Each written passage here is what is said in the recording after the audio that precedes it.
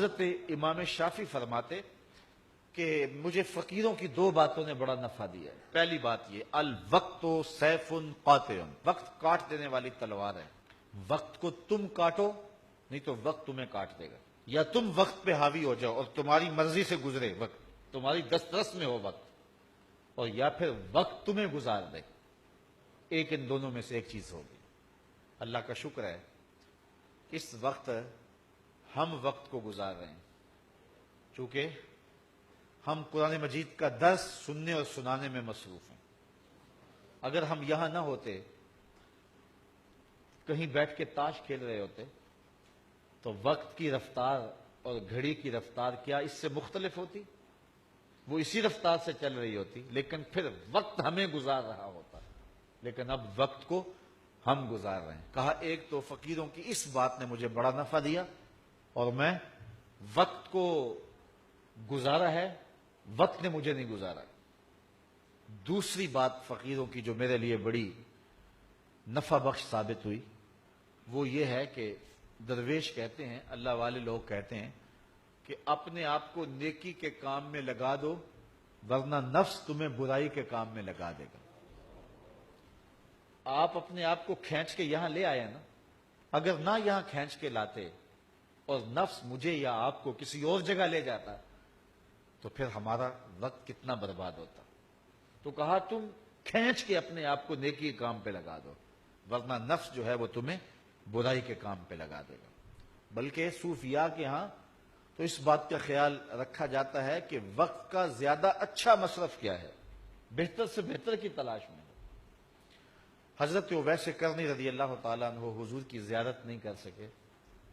بوڑھی ماں تھی جن کی خدمت ان کو حضور کی زیارت سے روکے ہوئے تھی، بلکہ حضور اپنی قمیض کے بٹن کھول کے یمن کی طرف رخ کر کے لمبی لمبی سانسیں لیتے ہیں اور فرماتے ہیں مجھے یمن سے یار کی خوشبو آ رہی ہے۔ تو کسی نے کہا حضور وہ اتنا آپ اس سے پیار کرتے ہیں اور وہ ملنے بھی نہیں آیا آپ کو؟ کہا اس کی بوڑھی اور نابینا ماں ہے جس کی خدمت اسے میرے حضور آنے سے روکے ہوئے، اور کوئی اویس بن عامر کو ملے اور میرا سلام کہے اور اس کو کہے کہ میری امت کی بخشش کی دعا کرے۔ معلوم ہوا جو ماں باپ کے خدمت گزار ہوتے ہیں ان کی دعائیں رد نہیں ہوتی۔ حضرت عمر اور حضرت علی المرتضیٰ رضی اللہ تعالیٰ عنہ گئے دور فاروقی میں حضرت اویس کو ملنے کے لیے۔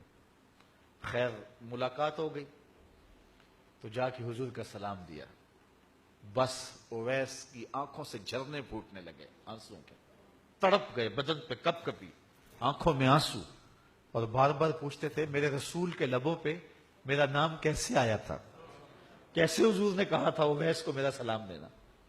اللہ اکبر۔ کچھ دیر گفتگو ہوئی تو حضرت اویس کرنی نے ہاتھ آگے بڑھاتے ہوئے کہا اچھا پھر آپ نے بھی آخرت کی تیاری کرنی ہوگی، میں نے بھی آخرت کی تیاری کرنی ہے، حشر کے دن ملاقات ہوگی۔ تو دیکھیے کہ یہ لوگ وقت کے کتنے قدردان ہیں اور وقت کی اہمیت کو کتنا سمجھتے ہیں۔ جس قدر وقت کو فقیر لوگوں نے مینج کیا ہے دنیا کا کوئی شخص نہیں کر سکتا۔